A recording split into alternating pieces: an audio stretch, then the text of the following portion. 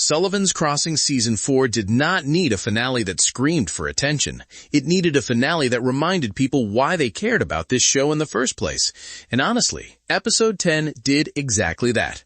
Because after a season where a lot of viewers felt the story became scattered, emotionally uneven, or too isolated inside separate character bubbles, this finale finally pulled everything back together and said something very simple. This story still works.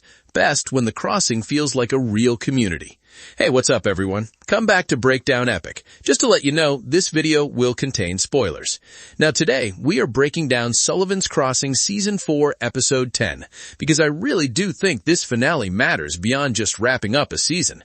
It had to do something much harder than deliver one big emotional moment. It had to restore faith in the identity of the show itself. It had to remind viewers that Sullivan's Crossing is not only about romance, not only about emotional confusion, and not only about who ends up with who. It is about connection, growth, healing, and the quiet power of people finding their way back to each other. And in my opinion, that is why this finale works. Let's start with the biggest thing it fixes right away, the sense of disconnection that hung over so much of Season 4. For a lot of the season, characters often felt like they were living in separate emotional ecosystems.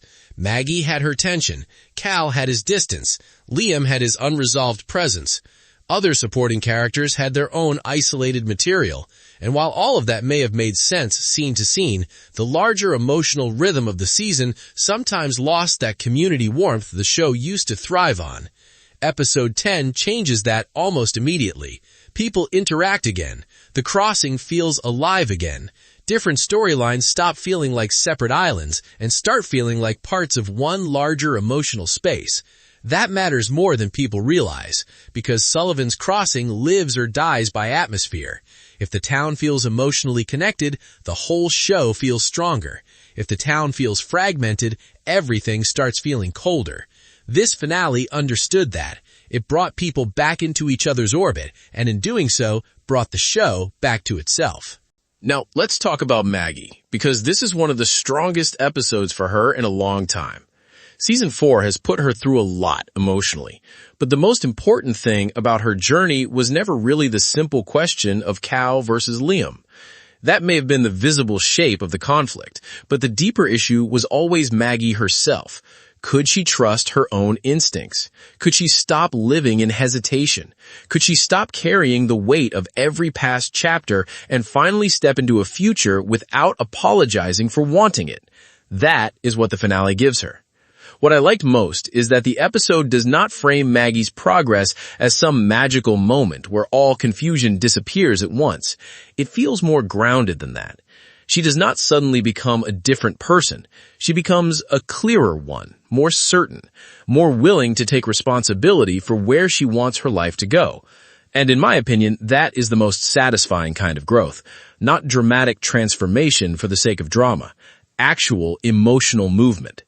She spends so much of the season processing old feelings, old obligations, old pain, and by the finale, it finally feels like she understands that moving forward is not betrayal. It is not selfishness.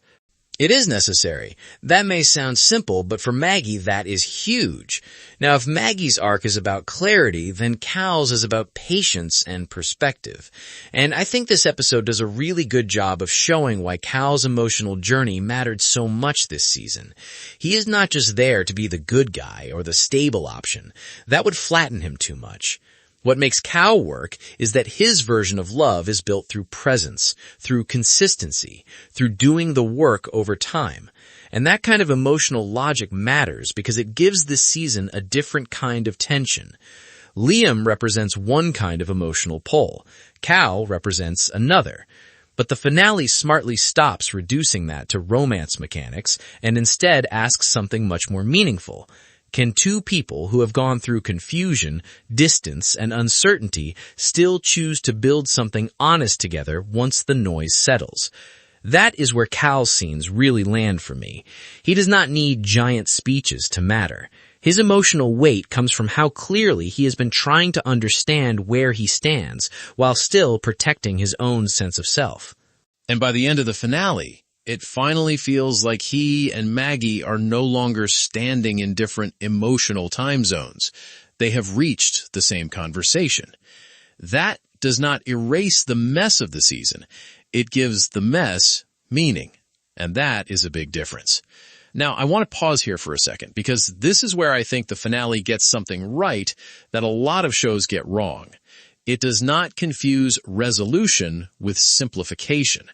The episode gives people movement. It gives them honesty. It gives them emotional payoff. But it does not pretend the season's pain did not happen. It does not try to rush us through forgiveness like a checklist. It lets the resolution feel earned through quiet scenes, through reconnection, through the sense that these people have actually changed enough to deserve a new chapter.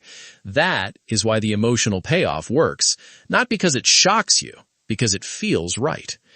Now let's bring Liam into this, because his role in the finale is really important, even if the loudest emotional movement seems centered elsewhere.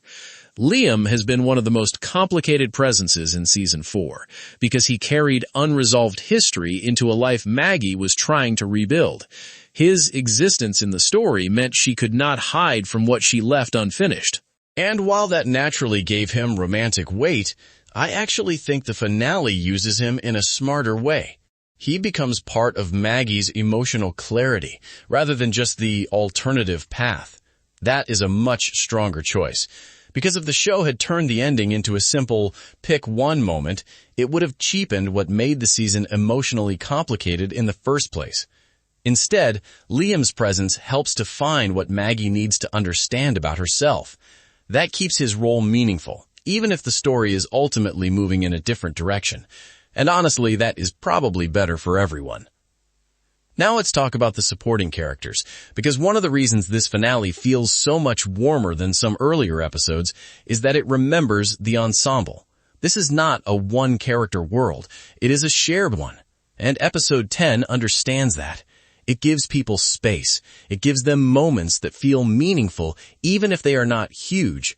Guidance, encouragement, small closures, emotional support, the sense that everyone in this town contributes to the shape of the story.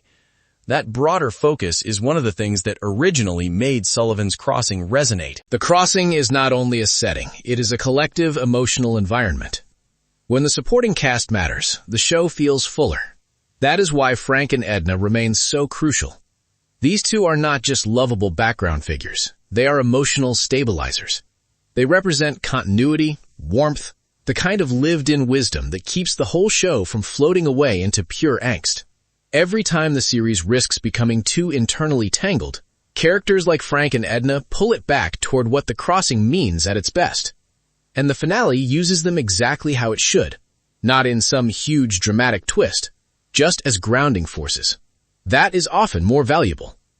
In my opinion, they are the clearest embodiment of what this series is actually trying to protect. Community. Sincerity. A slower kind of care that does not need to be flashy to matter. That is why their scenes always land. Now, one of the smartest things about episode 10 is how it frames community as the true resolution. Not romance alone. Not personal success alone. Community. That theme has always been sitting at the center of Sullivan's Crossing. But this finale pushes it back into focus in a way that feels deeply intentional. Through all the season's emotional complications, the final message becomes that people survive life's hardest moments more honestly when they let themselves be held by the people around them. That is why the town itself matters. The Crossing is not just a pretty backdrop. It is where people come to be seen more clearly, to heal more slowly, to fail without being entirely lost. To be reminded that belonging is not something you earn through perfection. It is something built through shared life. And that is the version of the show this finale reconnects us with. Now let's talk about Season 4 as a whole for a second, because I think this finale also changes how some people may feel about the season overall. Will it fix every issue people had? If someone thought the pacing was uneven or that too many storylines drifted for too long, this finale is not going to magically erase all of that. But what it does do is prove that the show still understands its own strongest identity. It proves that when it leans back into emotional community, character connection, and earned payoff, it can still hit exactly the way fans want it to. That matters going into Season 5. Because finales do not just end stories. They shape anticipation for what comes next. And this one leaves behind the right kind of energy. Not confusion, not frustration, curiosity, hope, the feeling that the next chapter has room to grow naturally from where these people are now. And that may be the best thing the finale accomplishes. It does not slam the door shut. It opens it carefully. So where does that leave us? Maggie feels more certain than she has all season. Cal finally feels emotionally aligned with where the relationship is heading. Liam's role lands with meaning rather than melodrama.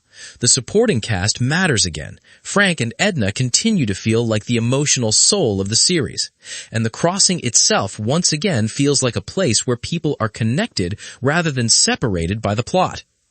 That is why I think episode 10 succeeds. Not because it is the loudest finale, not because it goes for giant twists, because it remembers what Sullivan's Crossing is, a story about people trying to find their way through life's mess with the help of the people around them. And when the show remembers that, it becomes very easy to remember why audiences fell in love with it in the first place. Now here is the big takeaway for me. This finale does no just resolve relationships, it restores tone. It restores atmosphere. It restores emotional trust between the show and the audience after a season that sometimes felt scattered. That is a huge achievement. And if season 5 built on this version of the show, the warmer, more connected, more emotionally grounded version, then I think it could come back stronger than ever. So overall, yes, I think episode 10 improves the way people will look back on season 4. Maybe not for everyone, but definitely for a lot of viewers. Because even if the journey got messy, the finale reminded us that the destination still understands what made the trip worth taking.